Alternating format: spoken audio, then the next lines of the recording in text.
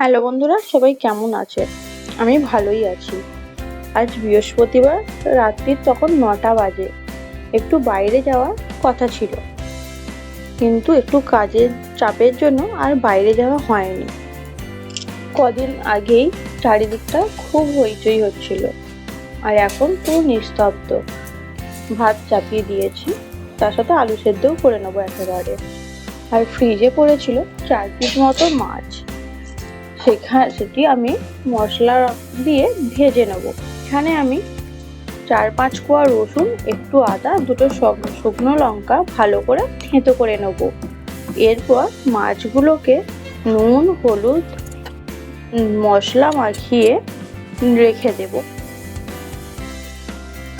মাছ ভাজা রেসিপিটা যদি তোমরা দেখতে চাও, আমাকে কমেন্ট করে অবশ্যই জানাবে, আমি তোমাদের সাথে শেয়ার করব। চলো, ভাতটা হয়ে গেছে।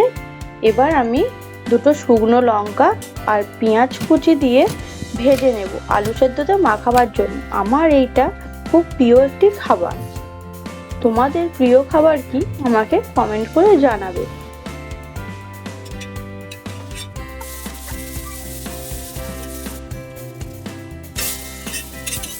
আর মাছটা এবার আমি ভেজে নেব, ভালোভাবে ভেজে নেব।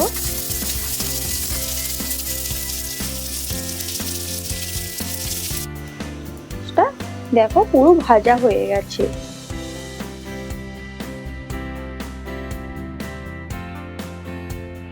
এবার আমি ওই পেঁয়াজ আর লঙ্কা ভাজাটা আলু সেদ্ধতে মাখিয়ে নেব।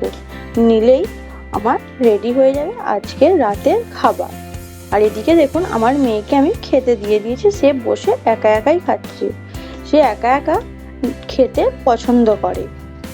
আর এখানেও আমি আমার বরকে খাবারটা দিয়ে দিলাম।